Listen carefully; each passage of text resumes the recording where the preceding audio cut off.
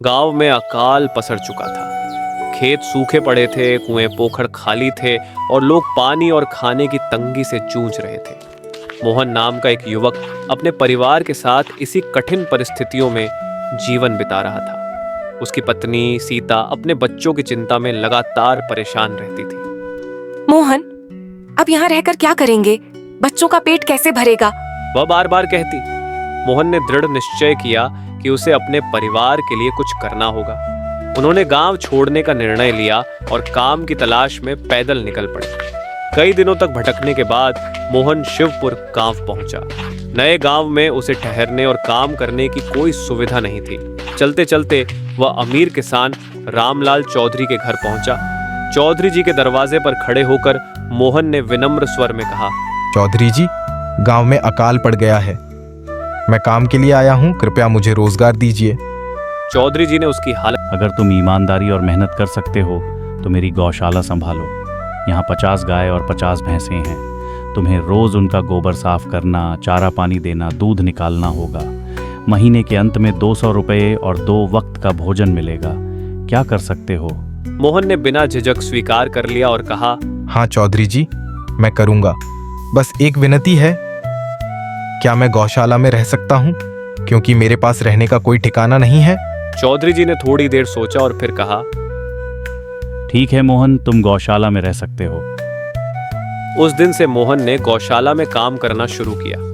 वह रोज सुबह जल्दी उठता, गायों और भैंसों का गोबर साफ करता, उन्हें चारा डालता और समय पर पानी पिलाता। उसकी मेहनत देखकर चौधरी जी भी प्रभावित हुए। कुछ महीनों की मेहनत के बाद चौधरी जी ने मोहन की तनख्वाह बढ़ा दी। मोहन, तुम्हारे कारण दूध की गुणवत्ता और मात्रा दोनों बढ़ गई हैं, इसलिए अब तुम्हारी तनख्वाह 400 रुपये होगी। मोहन ने विनम्रता पूर्वक धन्यवाद कहा। मोहन ने अपनी थोड़ी सी जमा पूंजी से एक छोटी झोपड़ी बनवाई और अपने परिवार को गांव बुला लिया। अब सीता और बच्चे उसके पास थे। सीता की आंखों में खुशी और राहत थी। अब हम सब साथ हैं मोहन। बच्चों को तुम्हारे पास देखना बहुत अच्छा लग रहा है। मोहन भी मुस्कुराया और अपने परिवार की खुशियों में शामिल हुआ। मोहन की मेहनत की चर्चा पूरे गांव में होने लगी। बच्चों और अन्य ग्रामीणों ने उसकी तारीफ की। गोपाल नाम का उसका दोस्त भी उसके पास आया और कहने लगा, भाई, तुम में सच्ची लगन है। देखना, एक दिन तुम अपने खेत और जानवरों के मालिक बनोगे। मोहन मुस्कुराते हुए जवाब देता, अभी तो पेट भरने का जतन कर रहा हूँ दोस्त। कुछ सालों के बाद मोहन ने अपनी मेहनत से पर्याप्त पैसे जमा किए। उसने देखा कि गांव में चोरी की घटनाएं बढ़ रही हैं। मोहन ने चौधरी जी से कहा, चौधरी जी, मैंने अपनी छोटी सी झोपड़ी बनाई है और कुछ रुपए जमा किए हैं। अब मुझे डर है कि कहीं ये पैसे चोरी ना हो जाए। चौधरी जी ने सुझाव दिया कि मोहन अपने पैसे गांव के जमींदार रघुवीर ठाकुर के पास रखे। लोग कहते थे कि ठाकुर ईमानदार और दयालु हैं। उनके घर पर कई पहरेदार रहते हैं। मोहन ने भरोसा करते हुए अपने 5,800 रुपये ठाकुर को सौंप दिए। लेकिन कुछ साल बाद जब मोहन अपने पैसे वापस लेने गया, ठाकुर ने उसे ठुकरा दिया। उसने कहा, सबूत दिखाओ, बिना लिखित प्रमाण के कुछ नहीं मिलेगा। मोहन गिड़गिड़ाते हुए बोला, ठाकुर जी, यह मेरी मेहनत की कमाई है। बच्चों का पेट पालना है, कृपया इसे लौटाएं। ठाकुर ने अपने आदमियों को मोहन की पिटाई करने के लिए भेजा और घर से निकाल दिया। मोहन के शरीर पर चोटों के निशान स्पष्ट दिखाई दे रहे थे। मोहन दुखी होकर घर लौटा। सीता रो रही थी और बच्चों की आंखों में डर और चिंता झलक रही थी। मोहन की हालत देखकर चौधरी जी और उसके पास आए। चौधरी जी ने कहा, मोहन, गलती मेरी भी थी कि मैंने तुम्हें ठाकुर के पास जाने के लिए भेजा। अब जो हुआ उसे सुधारा जाएगा।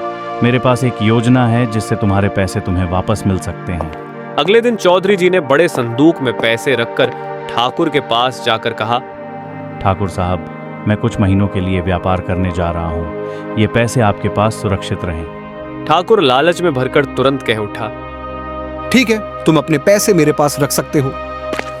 मोहन वहां पहुंच गया। ठाकुर ने जल्दी में कहा, अरे मोहन, उस दिन गलती हो गई थी। ये लो तुम्हारे सारे पैसे।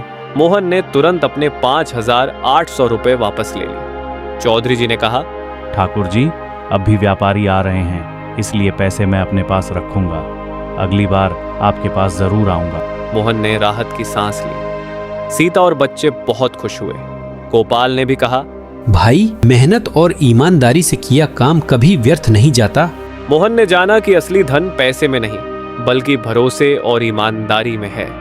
गांव के लोग अब उसकी तारीफ करते, बच्चों को उसकी कहानी सुनाते। मोहन ने अपने परिवार के साथ खुशहाल जीवन बिताना शुरू किया।